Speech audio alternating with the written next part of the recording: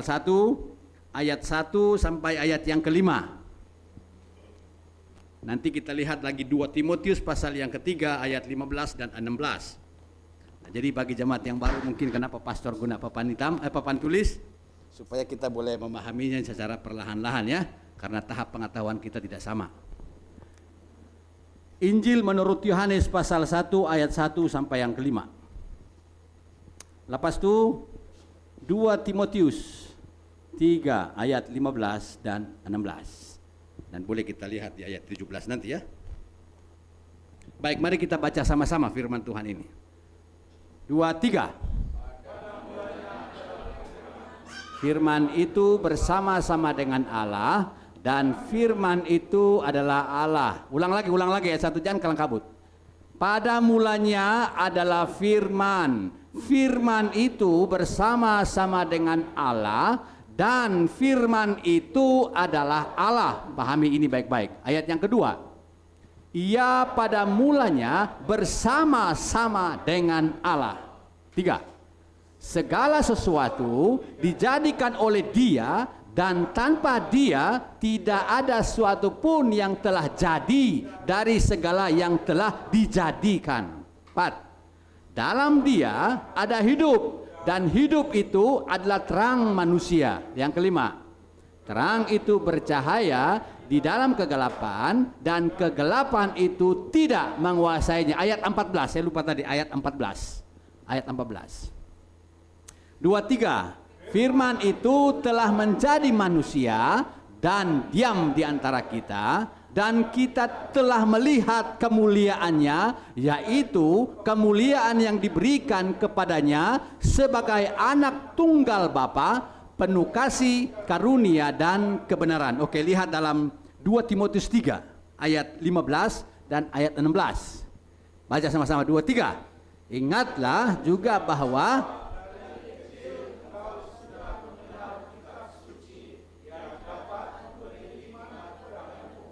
dan menuntun engkau oleh iman kepada Kristus Yesus. 16. Segala tulisan memang bermanfaat untuk mengajar, untuk menyatakan kesalahan, untuk memperbaiki kelakuan. Baik, ini harus kita pahami baik-baik. Kalau kita bilang firman Allah, apa itu firman Allah dan siapa itu firman Allah? Kalau kita merujuk dalam bahasa aslinya, bahasa Yunani, firman itu disebut logos atau logos. Logos ini punya banyak maknanya. Ya. Jadi logos ini punya makna yang pertama, yaitu kata-kata. Jadi sedang saya bercakap ini adalah logos. Saya berkata-kata. Buktinya kita lihat dalam Kejadian pasal yang pertama, ayat yang ketiga. Nah, berfirmanlah Allah, jadilah terang, lalu terang itu jadi. Itulah logos. Itulah kata-kata. Jadilah terang. Jadi Tuhan berfirman, jadilah. Nah, jadi Bapak Ibu Saudara, jadilah ini Allah menjadikan langit dan bumi itu dari kata dasarnya bara. Bara Elohim. Bara ya, kita belajar bahasa dulu sekejap. Bet, Alep, Res. Alep. Ini disebut bara. Bara bermaksudnya bukan bara otak ya. Bara artinya Allah menjadikan sesuatu yang tidak ada menjadi ada. Boleh paham? Ini namanya bara. Allah menciptakan terang, itu sebenarnya terang tidak ada, tapi diadakan oleh Allah. Itu yang disebut Allah berfirman. Itulah logos. Itulah kata-kata. Yang kedua, arti logos yang kedua, pesan atau komunikasi. Allah berpesan, Allah berfirman. Nah, coba kita lihat dalam Yohanes 8 ayat 12. Apa logos, apa pesan Tuhan, apa pesan Yesus? Mari kita baca sama-sama, 2, 3. Maka Yesus berkata pula kepada orang banyak, katanya, akulah terang dunia. Barang siapa mengikut aku, ia tidak akan berjalan dalam kegelapan, melainkan itu pesan. Pesan Tuhan Yesus, Tuhan berfirman, Logos, akulah terang. Seperti ayat pembacaan tadi kan, akulah pintu, itu pesan, itu komunikasi Tuhan Yesus. Itu yang disebut firman, itu yang disebut logos. Yang ketiga, logos itu punya makna hikmat, kebijaksanaan. Apabila kita kekurangan hikmat, kita minta dari Tuhan. Jadi Tuhan yang merupakan sumber hikmat. Dia yang memberi hikmat, kebijaksanaan dalam kita membuat keputusan, dalam kita berpikir, dalam kita melakukan sesuatu. Itulah hikmat yang disebut logos. Saya beri contoh. Raja Salomo. 1 Raja-Raja pasal yang ketiga. Ayat yang ke-5 sampai 14. Salomo menggantikan bapaknya Daud. Tetapi Salomo merasa khawatir, bimbang. Bagaimana saya memimpin umat Israel yang semua bijaksana ini? Jadi apa yang Salomo buat? Tuhan katakan, mintalah apa yang kau mau. Yang Salomo minta adalah hikmah. Tuhan berikan saya kebijaksanaan memimpin umat Israel. Salomo tidak minta umur panjang, Salomo tidak minta kekayaan, Salomo tidak minta kemewahan, tetapi satu. Yang anehnya adalah Salomo minta satu, dia dapat berapa? 3. Kaya, hikmat, apa lagi? Ini yang Tuhan berikan kepada Salomo. Itu yang disebut logos. Sebelum firman Allah, sebelum kata-kata dibukukan dalam Alkitab ini, Allah berfirman, Allah berpesan kepada para nabi. Nah, ini kita harus paham baik-baik. Allah bercakap, berpesan kepada para nabi. Dia tidak langsung kepada umat Israel. Jadi pengantara Allah kepada umat Israel adalah nabi. Kita lihat dalam Ibrani 1 ayat 1. Coba paparkan. Mari kita baca sama-sama 2, 3. Setelah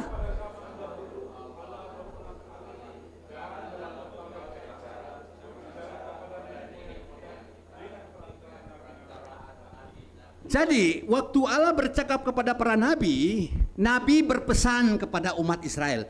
Tadi Tuhan bercakap dengan saya. Yang berhak seperti itu nabi. Karena apa? Allah langsung bercakap dengan nabi.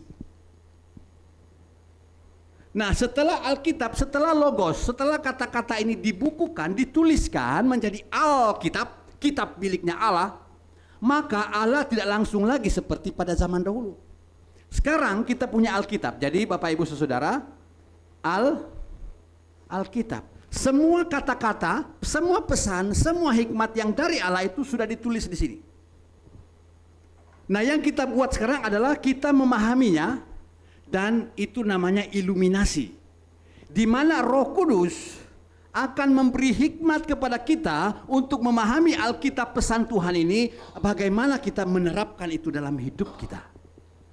Dan Roh Kudus inilah yang memberi pengertian, yang memberi penjelasan. Jadi waktu kita membaca Alkitab, jangan lagi bilang begini, tadi malam Tuhan cakap dengan saya. Jangan perasaan. Kita bukan nabi. Boleh paham? Itu sebabnya Alkitab ini sebagai perantaraan Allah yang sudah ada. Jadi semua pesan logos itu, kata-kata Allah itu sudah ada di sini. Tidak ada yang ketinggalan. Jadi ada orang mempertikaikan. Kenapa banyak terjemahan salah? Lain kali kita bahas.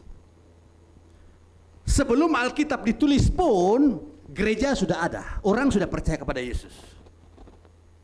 Nah, dengan itu Bapak Ibu Saudara, Alkitab inilah sumber pengetahuan. Jadi kalau kita tidak memahami bagaimana kita menjalani hidup kita di dunia ini, lihat Alkitab. Karena apa? Alkitab atau firman Allah lah yang menciptakan langit dan segala isinya. Dan kita manusia ini adalah ciptaan Allah yang sangat berharga. Kenapa berharga? Dicipta pada hari yang ke-6. Mengapa? Hari yang pertama, hari yang kedua, hari tiga, hari empat, hari lima, semua keperluan manusia itu sudah ada. Tinggal Tuhan ciptakan, uruslah apa yang telah kubuat. Artinya, semua yang ada di dunia ini adalah titipan Tuhan saja. Kiriman Tuhan supaya kita mengelola miliknya Tuhan. Oleh sebab itu, jangan loki dengan apa yang ada pada kita. Karena apa? Apa yang ada dengan kita ini adalah milik siapa? Kita hanya tinggal mengurus, manage saja. Itulah firman. Nah, dengan itu Bapak Ibu Saudara, pertanyaannya adalah, apakah manfaatnya? Apa untungnya kita membaca firman Tuhan? Nah, ayat pembacaan tadi itulah menjelaskan. Coba lihat dalam 2 Timotius tadi pasal yang ketiga. Di sini Rasul Paulus menjelaskan kepada orang Kristen yang ada di Asia Kecil pada waktu itu, terutama di Efesus, karena mereka sedang berhadapan dengan ajaran sesat. Tangkap ini. Saya mau tanya, ajaran sesat itu seperti apa? Banyak orang membuat pernyataan di dalam begini, pastor ajaran sesat. Saya mau tanya, apa ajaran sesat? Ajaran sesat adalah mengajar yang menyimpang dari Alkitab. Jangan percaya Tuhan Yesus. Tuhan Yesus itu bukan Allah. Itu sesat. Tapi kalau pastor itu hanya marah karena hal yang tidak baik, jangan bilang pastor sesat. Ini salah. Jadi apa yang dimaksudkan oleh Paulus kepada Timotius, seorang gembala yang muda di Asia Kecil waktu itu, supaya engkau peka dengan keadaan menjelang akhir zaman. Banyak sikap manusia yang sudah bukan tidak percaya, mereka percaya, tetapi tidak mau percaya. Itu yang disebut bebal. Bebal artinya bukan mereka tidak tahu kebenaran tapi tidak mau ambil tahu kebenaran itu. Itu sebabnya Paulus menasihatkan jemaat yang ada di Asia Kecil melalui Timotius, apa manfaatnya kita mempelajari logos? Nah ini, ingatlah dari kecil engkau sudah apa? Kitab suci yang dimaksud bukan ini. Waktu itu belum ada Alkitab. Yang ada adalah Taurat. Jadi Paulus menegaskan apa yang diajar nenek moyangmu tentang Taurat Tuhan, ajaran yang berkenaan dengan Yahweh, ikut itu. Karena itulah menuntun imanmu kepada Kristus. Nah itu sebabnya apa manfaat kita mempelajari Alkitab? Yang pertama, ia menuntun kepada keselamatan, ayat 15 ya. Jadi Alkitab kita membaca, bukan hanya membaca lalu kita menghantam orang. Kita memahami Alkitab ini supaya menuntun iman kita menuju kepada keselamatan. Soteriologi. Kenapa Paulus bilang begitu? Berhadapan dengan ajaran sesat, ajaran mereka itu bukan membawa keselamatan, tetapi kebinasaan. Oleh sebab itu Paulus katakan, apa yang mereka ajar bandingkan dulu dengan Tauratmu. Kalau ajaran mereka salah, bermakna jangan ikut. Karena Taurat yang engkau pelajari itu membawa engkau ke keselamatan. Oleh sebab itu gereja jangan menghakimi orang. Gereja bukan tempat penghakiman, tetapi gereja tempat pembentukan, pembinaan, pemeliharaan. Nah itu sebabnya Alkitab menuntun, memimpin kepada apa? Keselamatan. Sebelum ada Alkitab pada zaman dulu, itu sebabnya orang membaca pengakuan iman rasuli. Pengakuan iman, boleh hafalkah? Aku percaya kepada Allah Bapa, Khalik langit dan bumi, sebagainya. Kenapa itu muncul? Karena belum ada pastor yang boleh berkhotbah dan mengajar kebenaran pada waktu itu. Tetapi Bapak Gereja merumus satu teologi yang berbentuk hafalan supaya dihafal oleh seluruh jemaat waktu itu. Apabila itu dihafal secara lengkap, kalau ada orang masuk dalam gereja menyesatkan kamu dengan ajaran yang tidak ada dalam ini, bermakna itu ukurannya mereka suruh balik, sesatlah itu. Itu sebenarnya pengakuan iman rasuli itu muncul sebelum Alkitab ditulis. Sebagai apa? Ukuran. Kalau ada yang membawa ajaran yang tidak ada dalam pengakuan iman, bermakna suruh mereka pulang. Sekarang kita sudah ada Alkitab. Setiap pengkhotbah, setiap hamba Tuhan yang berkhotbah yang tidak ada dalam Alkitab, kita boleh katakan itu sudah ajaran yang menyimpang. Yang kedua, apa manfaatnya kita mempelajari logos atau firman Allah, ini Alkitab. Yang kedua, kita lihat dalam 15E itu. Dia memberi hikmat, memberi kebijaksanaan. Jadi kalau kita tidak paham apa yang harus kita buat sebagai gereja Tuhan, sebagai orang Kristen, ya kita lihat dalam Alkitab apa yang diajar oleh Tuhan Yesus. Kalau saya Bapak Ibu perhatikan dalam Matius pasal yang ke-5 sampai pasal yang ke-7, itulah adalah doktrin yang dibentuk oleh Tuhan Yesus untuk para muridnya. Orang banyak mendengar waktu itu. Jadilah garam dan jadilah terang. Simpel saja yang Tuhan pakai, supaya mereka paham apa peranan mereka. Nah, jadi Bapak Ibu Saudara, manfaat untuk mempelajari Alkitab, firman Tuhan, membaca firman Tuhan ini memberi hikmat dalam kita menghadapi masalah. Kalau ada seseorang yang menghadapi penyakit yang sulit disembuhkan, mungkin dia stres, depresi, sehingga boleh jadi bunuh diri. Tetapi kalau dia membaca Alkitab ini Bapak Ibu, banyak hal yang akan membuat dia berubah. Waktu saya mengalami penyakit Bapak Ibu, bayangkan 3 bulan lebih ya. Jumpa dokter tidak tahu apa penyakit. Tetapi saya bilang dengan istri, ya pasrah saja. Itulah dalam buku saya tulis sekarang ini adalah, boleh kalah, jangan menyerah, tetapi berserah. Harap itu boleh selesai pada tahun ini. Takut. Saya sebagai manusia merasa khawatir juga. Tetapi pada saat membaca Alkitab, saya jumpa Paulus, seorang hamba Tuhan. Saya bilang, kenapa Paulus hamba Tuhan, penginjil yang hebat, sakit juga. Dia minta kesembuhan dari Tuhan, Tuhan bilang tidak. Cukuplah kasih karuniaku padamu. Saya belajar dari situ, oh ternyata kesembuhan ini hanya bersifat sementara.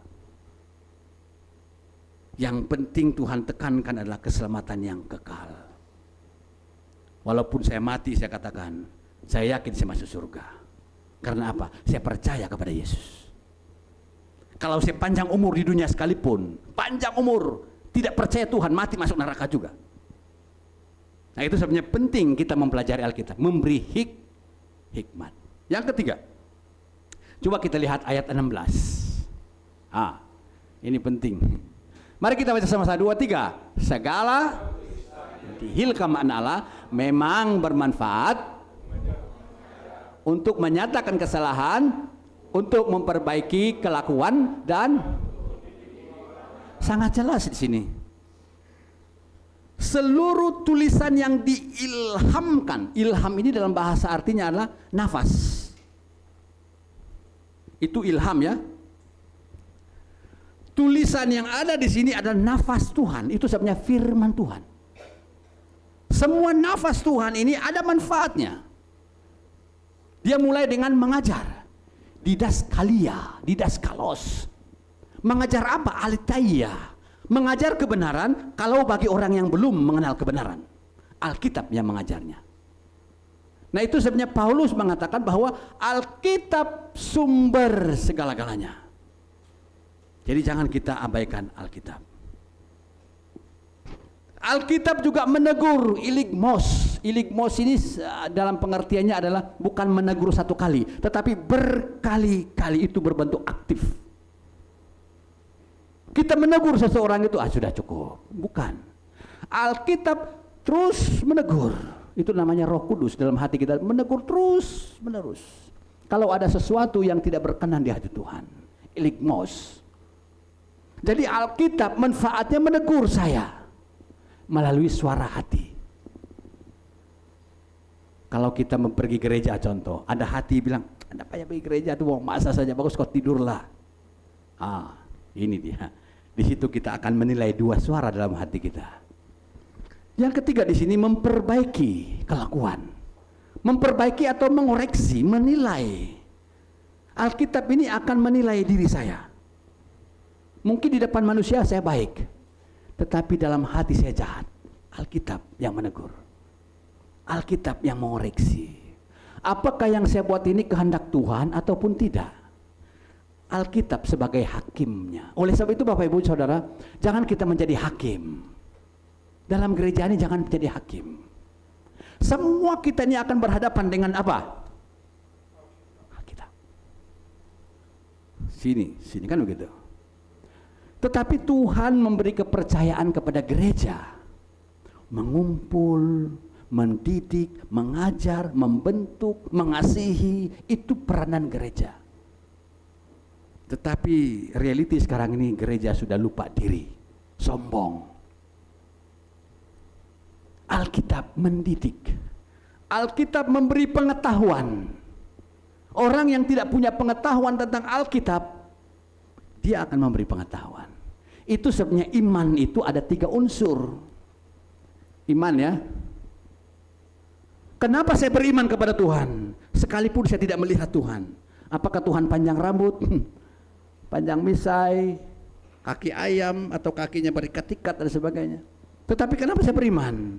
Itulah dalam iman itu ada 3 unsur. Saya tahu. Lepas itu saya setuju. Dan penyerahan. Saya beriman kepada Tuhan, saya tahu Dia Tuhan. Dari mana saya tahu? Dari mana pengetahuan saya? Alkitab. Saya tidak jumpa Tuhan, tapi Alkitab yang mengajar saya. Apakah saya setuju apa yang saya sudah tahu? Banyak orang tahu, belum tentu setuju. Ini bahaya. Banyak orang Kristen dari Alkitab perjanjian lama sampai perjanjian baru, semua dihafal katanya, titik koma dihafal.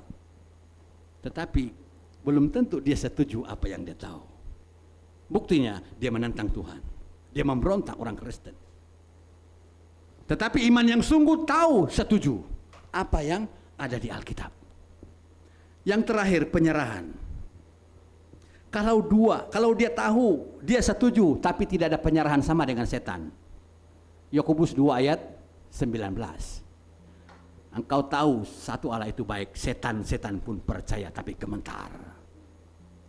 Setan tahu, karena apa? Dia mantan malaikat, bah. Berdosa dibuang oleh Tuhan. Dia tahu siapa Yesus. Engkau anak Allah. Apakah dia setuju? Tidak. Apalagi penyerahan. Nah, dengan itu Bapak Ibu Saudara, kita harus memahami Alkitab. Banyak orang mempertikaikan Alkitab. Banyak orang baca Alkitab, saya tidak paham nih Alkitab. Saya peringatkan, orang yang lahir baru di dalam Kristus, maka dia paham. Tetapi orang yang tidak lahir dalam Kristus, sekalipun dia pandai baca, dia tidak akan paham. Mengapa? Roh Kudus tidak ada dalam hatinya, dia memberontak. Terakhir, apa manfaat firman Tuhan? Ini penting sekali. Kita coba buka dalam Roma pasal 10 ayat 17. Nah, kita mau balik sudah. Baik, mari kita baca sama-sama 2, 3. Jadi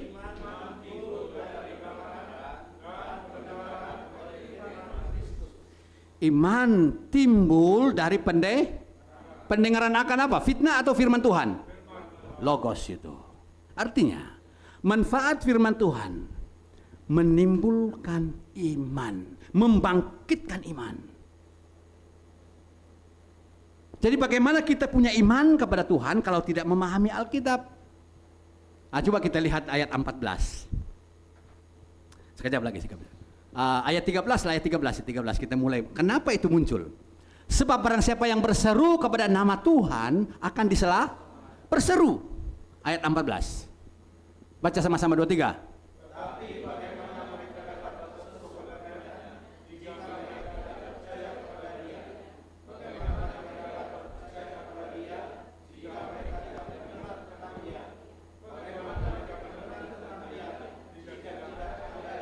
Sangat berkait rapat. Ayat 15. Dan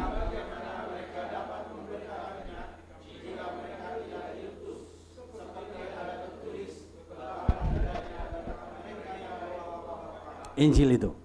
Jelas ya? Bagaimana orang berseru kepada Tuhan kalau mereka tidak percaya?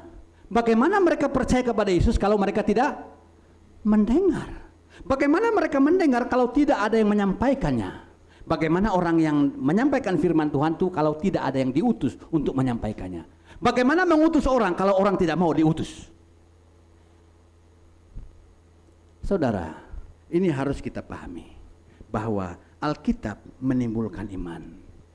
Tetapi ada sebahagian manusia Ini pengalaman saya dalam penggembalaan, dalam pengalaman saya menjadi mengajar di sekolah Alkitab ya. Apabila Alkitab, apabila khotbah itu kena dengan seseorang, lalu dia bilang apa? Khotbah si pastor ini menyindir. Saudara, Alkitab tidak pernah membuat hal seperti itu. Apakah Alkitab pernah menyindir? Pernah. Tetapi itu Nabi Nathan menyindir Daud karena Daud tidak bertobat. Tetapi jelas dalam Alkitab sekarang ini Bapak Ibu Saudara tidak ada yang menyindir. Kalau itu kena dengan hidup kita, itu sebenarnya Alkitab bilang tadi apa? Alkitab itu menegur, mendidik, mengajar. Kalau kita tidak lembut hati, bagaimana kita boleh menjadi seperti dengan Kristus? Kalau kita punya tulisan besar di atas ini pun, menjadi serupa dengan Kristus, siapapun boleh tulis. Tetapi kalau tidak mengikutinya tidak ada maknanya. Kalau hati keras. Dengan itu Bapak Ibu Saudara, Paulus bilang begini, coba lihat 2 Timotius pasal 4. 2 Timotius pasal 4 ayat 3 sampai 4 coba. Oke, cepat sedikit, kita mau pulang sudah, baik. 1, 2, 3. Ayat 3 dulu, ayat 3. Ayat 3. Oke. 2, 3. Tidak tahu. Enggak, pasal 4. 2 Timotius pasal 4. Oke, baik, tidak apa. 2, 3. Karena orang tidak dapat lagi menerima ajaran sehat, tetapi mengumpulkan guru-guru menurut kehendaknya untuk memuaskan keinginan telinganya. Ayat 4. Mereka akan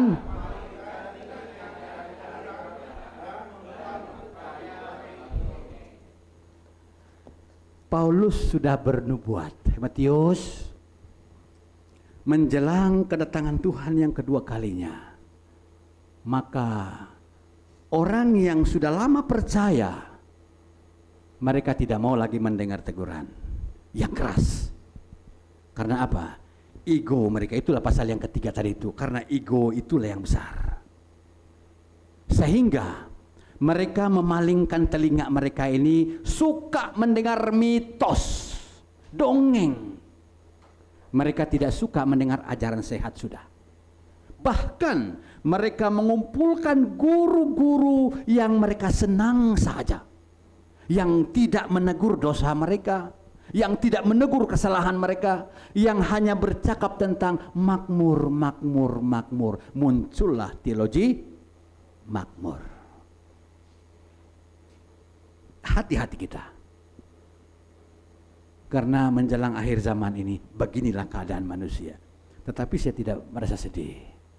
Saya bilang begini, Tuhan Yesus saja disalibkan oleh manusia, apalagi saya seorang manusia. Jujur saya katakan kepada jemaat Tuhan, Alkitab tidak pernah menyindir siapapun. Sebelum Alkitab ini, kebenaran ini disampaikan, saya ditegur oleh firman Tuhan dulu. Saya mandi dengan dulu. Saya bergumul dengan ini. Tuhan, layak tidak saya menyatakan kebenaran-Mu? Ini harus kita pahami Bapak Ibu Saudara. Dengan itu, firman Tuhan sangat bermakna dalam hidup kita. Jangan mengabaikan firman Tuhan. Membaca saja tidak masa kita. Ini sangat bahaya. Jadi bagaimana rohani kita hidup? Kalau kita hanya melihat Alkitab begitu saja. Dengan itu Bapak Ibu Saudara, di tahun yang baru ini, mari kita memulai cara hidup yang baru. Yang baru itu bukan hal yang tidak pernah kau buat supaya kau buat. Ada yang begini, ini pengalaman juga ya. Pastor, saya tidak mau sabung ayam sudah. Saya berhenti sudah sabung ayam karena kasihan juga ayam itu dia mati begitu ya. Oke, bagus. Tetapi setelah dia berhenti sabung ayam, apa dia buat? Katam, ayo. Jadi dia bilang, ini saya punya perbuatan yang baru. Dia bilang, oh. Saya bilang, ya inilah manusia nih. Yang lama sabung ayam dia tinggalkan, tapi dia hantam yang baru, yaitu apa? Katam. 10 ringgit, 5 ringgit. Ayo. Kenapa saya boleh cakap ini Bapak Ibu? Karena dalam pelayanan kami dulu itu yang berlaku. Ini nyata ya. Jadi saya harap di Saibi Pekan Kinarut ini tidak ada yang katam. Yang ada apa? Haleluya, amin. Tapi jangan halelupa kalau dikeluar di gereja, itu ya bahaya juga ya. Mari kita bersyukur. Terima kasih Tuhan untuk firman-Mu yang sungguh bermakna mengingatkan kami ada manfaatnya untuk menuntun kami kepada keselamatan, untuk mengajar tentang kebenaran, untuk membangkitkan iman percaya kami kepadamu. Ajar kami Tuhan terus mengasihi Engkau dengan segenap hati kami. Ajar kami mengasihi sesama seiman kami. Ajar kami mengasihi sesama kami, karena semua manusia di dunia ini ciptaan Tuhan. Ajar kami sebagai gereja milik-Mu hidup di dalam kasih. Berkati seluruh jemaat-Mu dan hamba-Mu, biarlah semua ini untuk kemuliaan Tuhan. Dalam nama Tuhan Yesus kami bersyukur. Haleluya. Amin. Terima kasih. Saya kembali kepada yang pimpin.